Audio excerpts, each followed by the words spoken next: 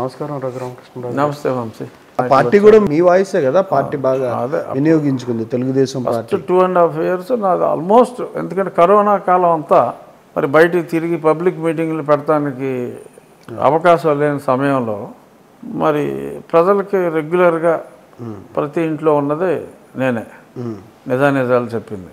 So ఒక రకంగా అది బ్లెస్సింగ్ ఇన్ డిస్గైజ్, అది పాజిటివ్ అయింది. నేను ఇక్కడే ఉండుంటే, ఇక్కడే నన్ను తిరగనిచ్చుంటే బహుశా జగన్మోహన్ రెడ్డికి ఇంతటి ఉపద్రవం వచ్చేది కాదేమో నాకు తెలియదు.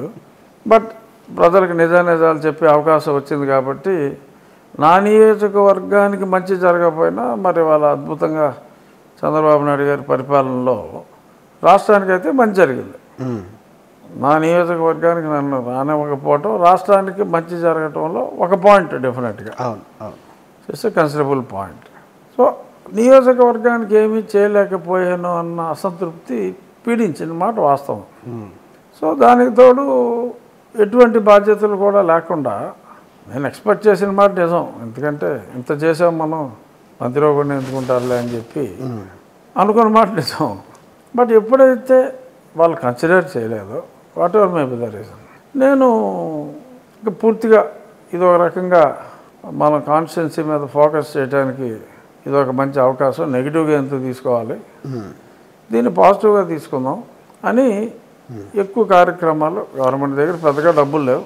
మీరు అదే స్టార్టింగ్ ఇన్ఫ్రాస్ట్రక్చర్ ఫండ్స్ అని చెప్పి స్టార్టింగ్ ఈవెన్ ఇప్పుడు బిఫోర్, సరే ప్రభుత్వం గవర్నమెంట్ నెగ్గిన వెంటనే 12వ తారీఖు ఎప్పుడో వీళ్ళు ప్రమాణ స్వీకారం చేశారు.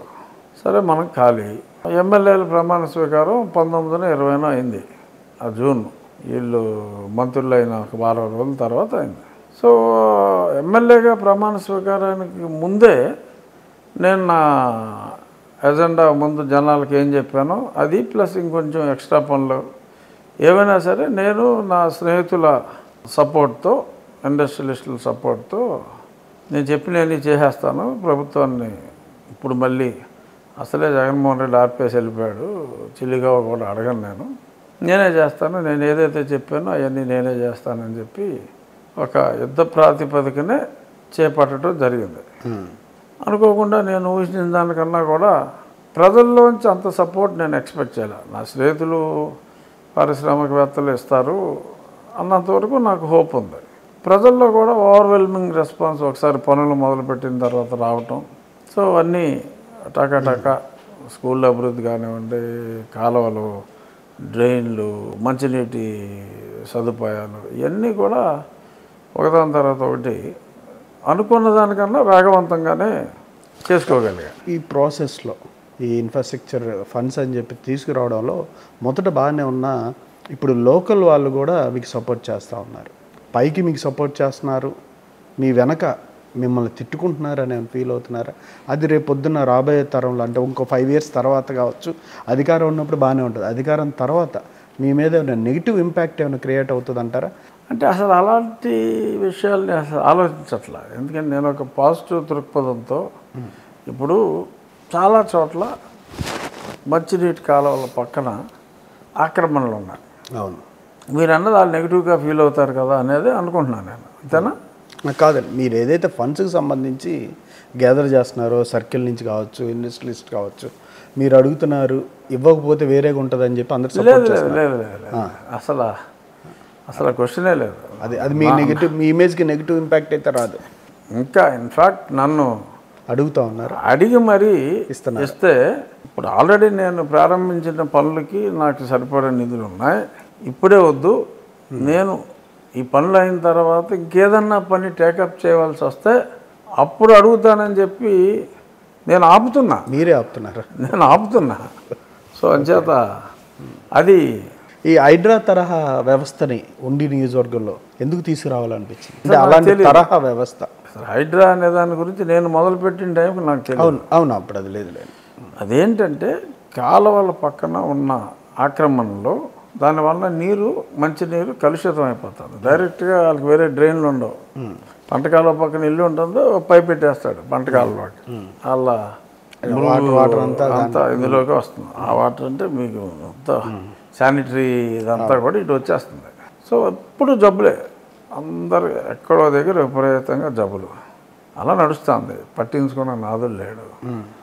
వాళ్ళందరికీ జగన్మోహన్ రెడ్డి గవర్నమెంట్లో ఒక మంచి పని ఏం జరిగిందంటే, చాలా చోట్ల లేఅవుట్లు ఏం చేయలేదు కానీ ప్లాట్లు అలాట్ చేశారు. కన్వర్షన్ ఇవ్వలేదు, ఇచ్చారు. ఓకే. అయినా కొంతమంది అవి అమ్మేసుకున్నారు.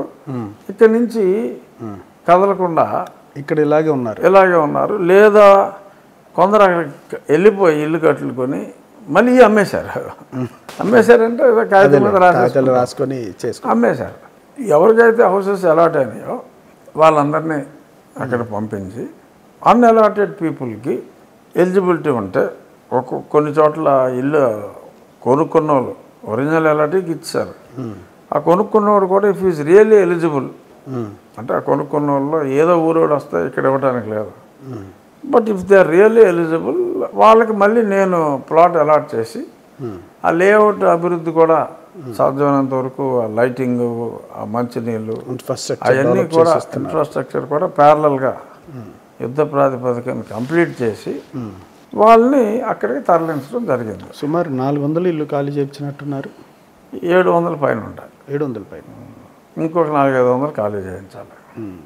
పాలకోడేరు బట్ దే ఆర్ ఇప్పుడు ఎవరినైతే నేను తరలించాను వాళ్ళు ఇప్పుడు హ్యాపీగా ఉన్నారు. ఒక 20 రోజులు తిట్టుకుని ఉండొచ్చు. Now they are all happy. ఎందుకంటే తుమ్మితే ఊడిపోయే ముక్కులు అండి ఆ ఇల్లు ఆక్రమణలో. ఎందుకంటే సుప్రీంకోర్టు డైరెక్షన్ ఉంది స్టేట్ గవర్నమెంట్గా అవన్నీ మీరు రిమూవ్ చేయాలి అని అన్నా సరే ప్రభుత్వం చెయ్యాలి అనుకున్నప్పుడు రాజకీయ నాయకులు అడ్డం పడిపోతున్నారు. ఆ ఓట్లు నాకు కావాలి.